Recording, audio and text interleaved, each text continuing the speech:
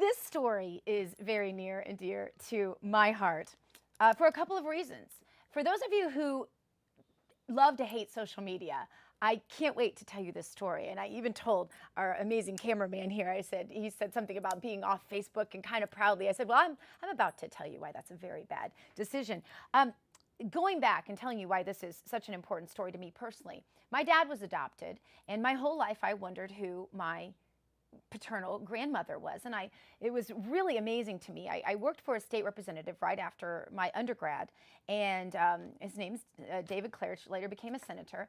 And while I was working for him, I kind of used the fact that I was in his office to call a lot of agencies and find out that my paternal grandparents were both deceased, and therefore my dad and I didn't have a problem letting his siblings, my aunts and uncles, know that he existed and that this had all taken place. And so we since have become friends with all of them, and it has been a really, really cool story, and I was so thankful for that. And for that reason, it inspired me. When I had worked at camps for a long time, many of you know my story. It was written up in the AFA magazine, I think last month, by Ann Reed, that I wanted to adopt a child with Down syndrome. It was just a calling for me. I just like people with Down syndrome, and I wanted to adopt someone with Down syndrome. And so I am an adoptive mother, and I thank God for that ability to adopt my child. And his birth mother and I, though it was a very closed adoption, I literally wanted to find her. I had to thank her for giving me this beautiful little perfect bundle of love. And so she and I today are very close. He and she today are very close. And some of these stories have really happy endings. And so for that reason, when I saw posted on my friend from high school, my girlfriend from high school, Missy Smith, I saw posted on her wall this story, I posted it on my wall. Then another of my friends from my Alabama radio days, Terry LaPointe, who writes for The Inquisitor, decided she wanted to write the article. And out of such deference, she is so sweet, she says, I don't want to write the story if you want to write the story, but if you don't want to write the story, I'd really like to write the story. Well, she wrote the story of this mother's plea to find her daughter that had been given up for adoption 22 years ago. And guess what happened because of that Facebook post? So for those of you who don't like social media, I just want to ask you this question. What if it was your post that made this reunion possible? Well, you can make that decision for yourself, because I want to welcome now to the show Ashley Becker and Vicki Weberg. It is awesome to have you with us, and welcome to Smart Life.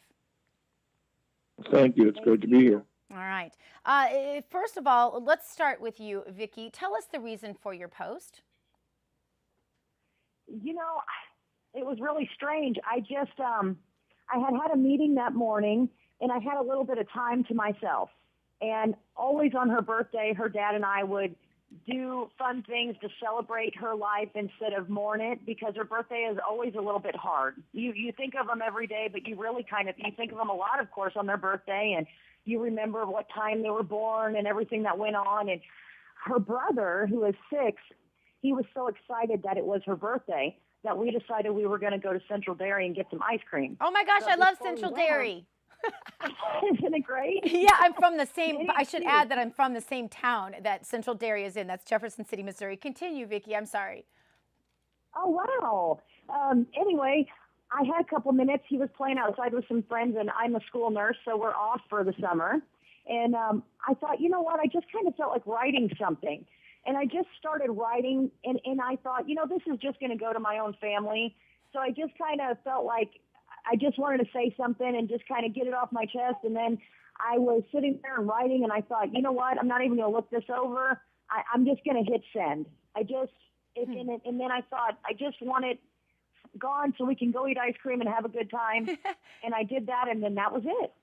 And it went very viral. And I remember when I read it on Missy Smith's Facebook wall, I cried, and I thought I immediately had to post it. As an adoptive mother and as an adopted granddaughter, I absolutely had to give your family this opportunity. One of the things I think is so special about this is, and directing now to you, Ashley, you and Vicki have stayed close. You're not together, but you've stayed close in celebration of this child that you gave up for adoption all these years ago. Tell us how it felt when you found out that you were going to meet her. I was floored. I just couldn't believe it. I think I had resigned myself almost that it wasn't going to happen. I tried before, and really it came down to was going to have to hire private investigators, and I knew that it would be a while before I could afford to do that, having two young ones at home. So to find out that just through Facebook, which I mean, I was amazed. I couldn't believe that something like that could happen.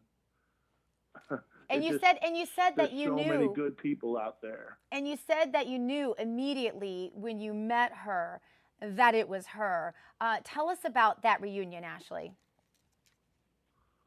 Well, her mother and I had said that we would always do everything together, and we went to the cafe to meet her. And of course, the 1 second that Vicky's not right there next to me in this process, she shows up, and I looked up and I saw her, and I all of a sudden I didn't know how to talk. I didn't know how to do anything. I just kind of froze for a minute and Those are special looked moments. at her, and she looked at me, and then I got up and I gave her a hug, and just instantly I knew. I mean, I could just tell from the personal contact between us. It was just felt so natural right away. That's awesome. And Vicki, unfortunately, we're so short on time, but I want to get your message from people, to people out there who don't want to take part in social media. Really, we just have a few seconds, but can you give them a please do? Yes. Yeah. If we wouldn't have had the social media, we would have never found her. And I've gotten lots of letters and replies from people saying, I kind of wanted to look, but I didn't know if I should. And I say, look, because the unknown is what's unsettling. Even if it's not this answer and your story doesn't go this way, do it, because then you're just complete. Like, I didn't feel like we were not complete until we met her, and then I realized I'm complete. That is just beautiful. Thank you so much for sharing your story. Folks can go to The Inquisitor and read the whole story, an at-length interview by Terry LaPointe. It's also posted on my Facebook page. God bless your whole families, both of them, all of them together. We appreciate you being with us, and we appreciate you being with us today on Smart Life. Coming at you every day. You go boldly now and live the smart life.